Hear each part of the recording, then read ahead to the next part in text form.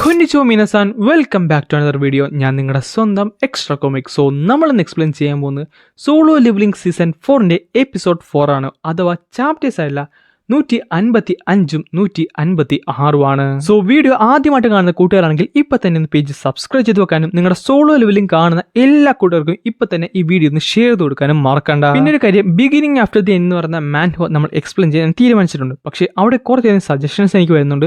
അതായത് സോളോ ലെവലിംഗിന്റെ കൂട്ടത്തിൽ തന്നെ അതും ചെയ്തു പോകാനാണ് പറയുന്നത്. സോ അങ്ങനെ ചെയ്യണോ അതോ സോളോ ലെവലിംഗ് എൻ ചെയ്തതിനു ശേഷം മാത്രം നമുക്ക് ബിഗിനിങ് ആഫ്റ്റർ ദി തൊട്ടാൽ മതിയോ? എന്താണ് നിങ്ങൾക്ക് വേണ്ടത്? താഴെ കമന്റ് ചെയ്ത് പറയാൻ മറക്കണ്ട. അങ്ങനെ ചാപ്റ്റർ തുടങ്ങാൻ നേരത്ത് കുറേയധികം വണ്ടികളാണ് കാണിക്കുന്നത്. അതായത് ഈ ഒരു ഗേറ്റ് വന്നത് കൊണ്ട് തന്നെ അവിടെയുള്ള സിവിലിയൻസ് എല്ലാവരും ഇവിടുന്ന് ഇവാക്യുവേറ്റ് ചെയ്യുവാണ്.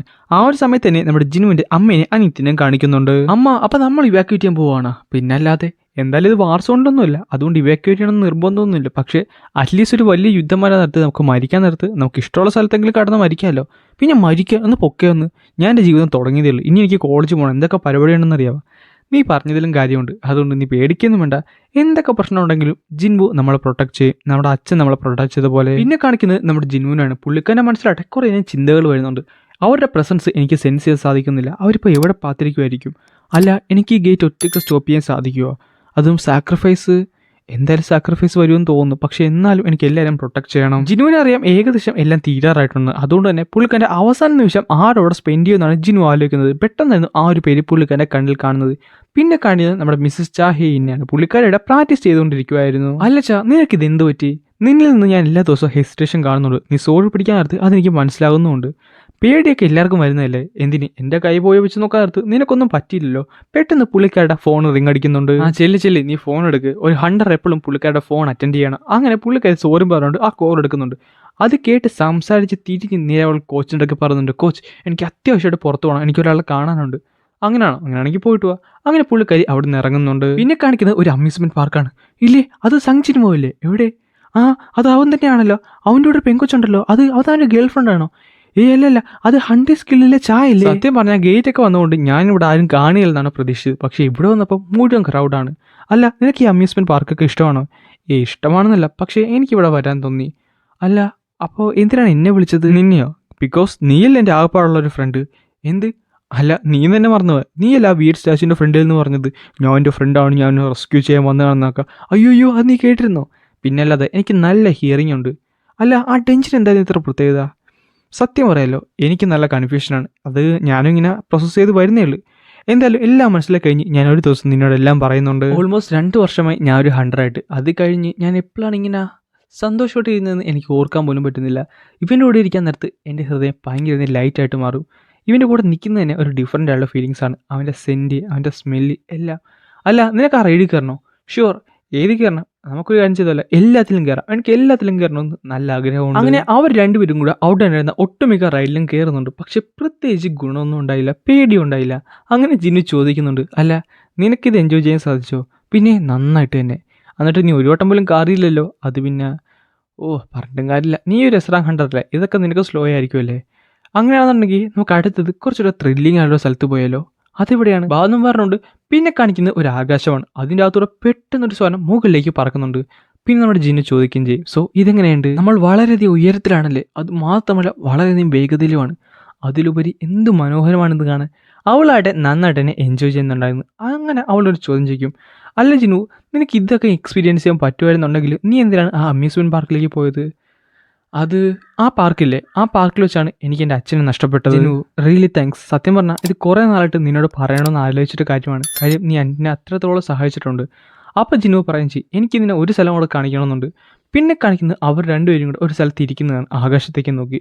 അവളായിട്ട് വളരെയധികം അതിശയിച്ചാണ് ഇരിക്കുന്നത്. കാര്യം അവളുടെ ഫ്രണ്ടിലുള്ള കുറേയധികം നക്ഷത്രങ്ങൾ പറക്കുന്നുണ്ട്. അവിടുന്ന് പോകുന്നത് നമ്മുടെ കൊറിയൻ ഹണ്ടർ അസോസിയേഷനിലേക്കാണ്. അവിടെ ഒരു ബി റാങ്ക് ഹണ്ടർ ഉണ്ടായിരുന്നു. പുള്ളിക്കാരൻ നടക്കുമായിരുന്നു. ഇത്രയും വലിയ കേറ്റാണ് വന്നിട്ടുള്ളത്. അതുകൊണ്ട് ഞാനൊരു ബി റാങ്ക് ഹണ്ടർ ആയിരിക്കും, പക്ഷെ ഒരിക്കലും ഞാൻ എൻ്റെ ഗാർഡ് ഡ്രോപ്പ് ചെയ്യാൻ പാടില്ല.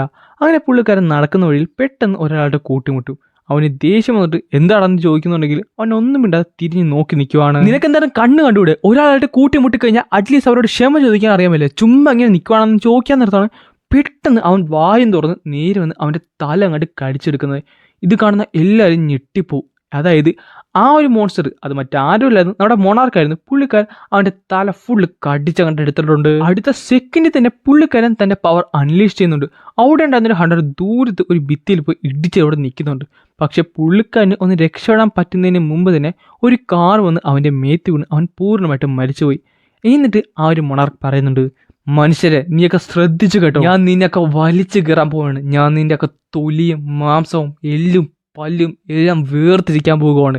ഞാനാണ് king of the beast, monarch of the fangs. നിന്റെയൊക്കെ അന്ത്യം അടുത്ത് കഴിഞ്ഞു, അതുകൊണ്ട് ധൈര്യമുള്ള എൻ്റെ അടുത്തേക്ക് പോവാ. പിന്നെ കാണിക്കുന്നത് ചെറിയൊരു വെള്ളച്ചാട്ടമാണ്. ആ വെള്ളച്ചാട്ടത്തിൻ്റെ സൈഡിലായിട്ട് നമ്മുടെ ചായ ഉണ്ടായിരുന്നു. പുള്ളിക്കാരി അവിടുന്ന് വെള്ളം കുടിക്കുവാണ്.